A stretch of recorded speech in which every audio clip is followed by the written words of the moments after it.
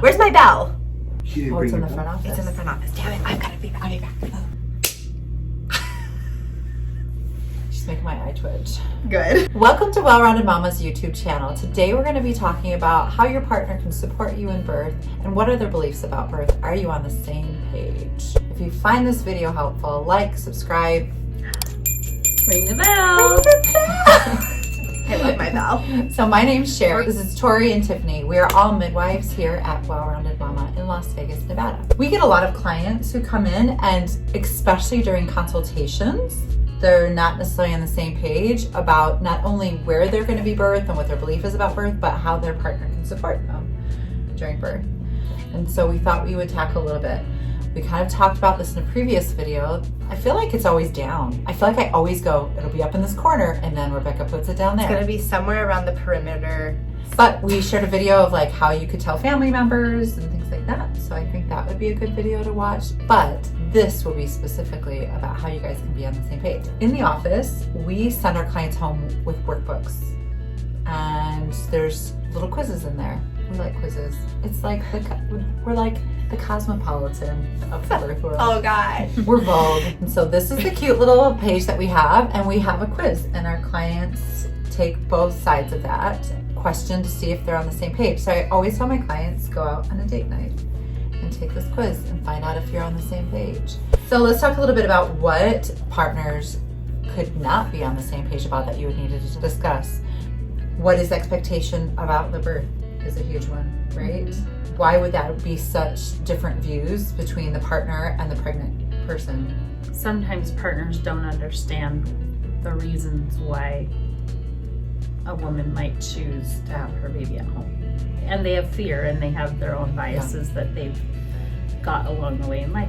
I think it's really difficult for the partner to kind of go through a birth because they're not feeling what the pregnant person is feeling. They're not feeling those changes to their body. Right. And so for them, it's like all about safety sometimes than it is about like experience and autonomy. I think that's a really good place to start off talking about, like, what are you looking to have from this experience? Right. And I think it is interesting because we spent so much time kind of talking about like the baby's arrival that we're not really talking about what leads up to that, and that part is just as important. We felt like that was the number one question that you should ask your partner over some nice dinner. Slip that question in there. What is your expectation about this experience that we're about to go through? Because I think that really helps you know where should you be giving birth, who should you be hiring to do that. The next question, talking about how painful they think that the experience will be. Dads are always like, why don't you just want the drugs? Yeah. Well, that's not always true. How I have bad some is it dads who hurt? are like, you're doing this at home. Yeah. I do have some dads that That are really is like a opinionated. really- It always throws me a little And bit. you know what I have to say, when the partner is the one pushing for the home birth, it just very rarely works out. Having a conversation about what expectation of pain is in labor. The next thing is what kind of things you're going to be utilizing to help cope with pain. But having that conversation of what do you think the pain will be like, and how will How we you get gonna through cope this? through it, yeah. How are we going to get through this? You know, I think is a really And what your partner's going to do to help you. Yeah. cope. What's their job? The next one is advocacy. I don't know. I didn't really want to talk unless I was cussing somebody out, so I felt like it was Chris's job to do things like that. Yeah, for sure. I did not want to be talked to in labor. And so I think your partner needs to know what you wish are so that they can be your advocate. I think it's the biggest misconception about doulas, to be fair, is a lot of Oh, yeah. doulas, They're going to advocate a lot for of you. doctors, hospitals, Yes. individuals who don't know, they think that doulas are there to advocate for clients. And the truth is they're not. They're there to help the partner advocate. Yeah. My husband's sitting in the room, so I would never speak ill of him, but he's horrible. Labor support. Like the worst. The worst. She would never talk ill though about him, but he's Never. freaking But terrible. he's the worst.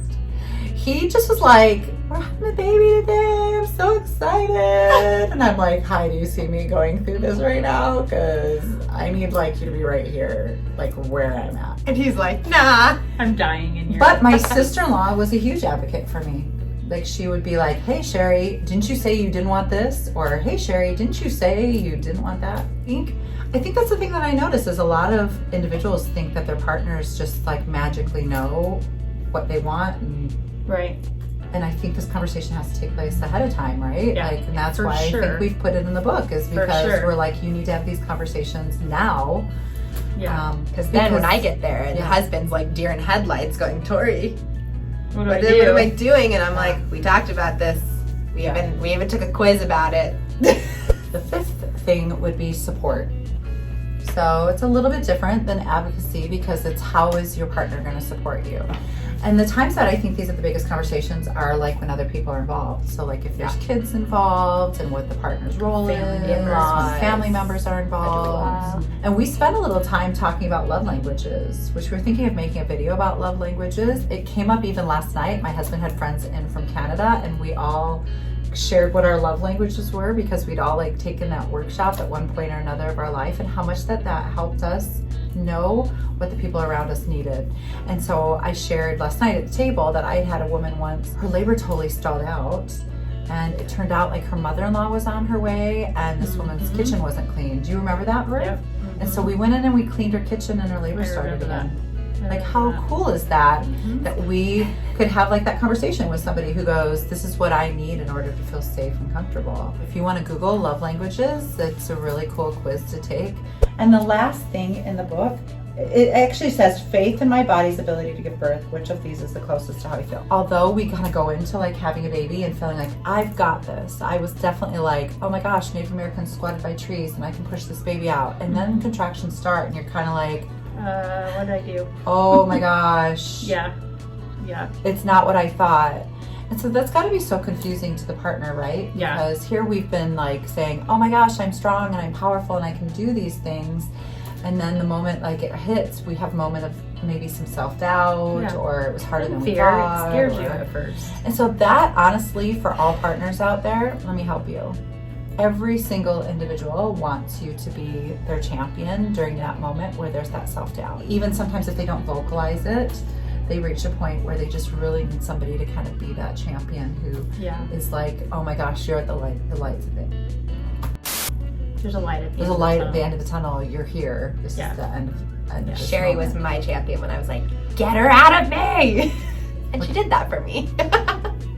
So just some things to think about with your partner, some questions to ask yourself, because making sure that the two of you are on the same page is so good for both of you, because whether it's how you can get that support from each other and knowing what each other's roles and expectation are. Well, and it's the beginning of being a parent.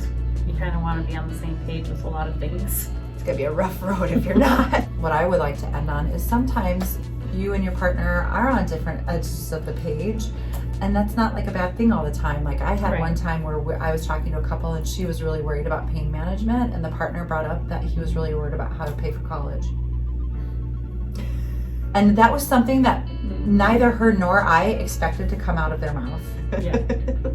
But that's huge, right? Like in it, that's They're what they're thinking here. about the That's whole- where they're thinking about Yeah. is, and why not have a really good conversation about that right now? So good for both parties, right? Yeah, for sure. For both parties to feel heard and listened to and respected. And so I think when it comes to having a baby, that's like Tiffanie said, it's the perfect time to kind of get ready for expectation and communication and keeping those lines open. So Yep, for sure. thanks for joining us.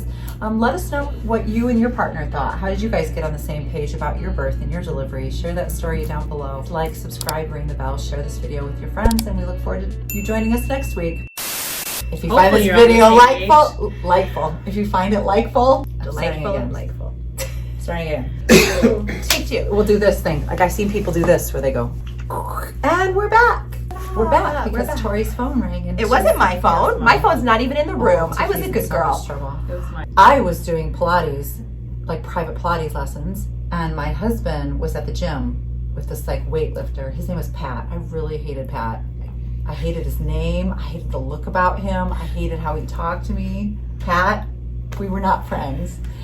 And when I went to go pick up Adam one day from his like session, he was like, you should come to the gym. And I'm like, I do work out. I go to Pilates. And he was like I could tell he felt like that didn't count. So, see why we don't like him?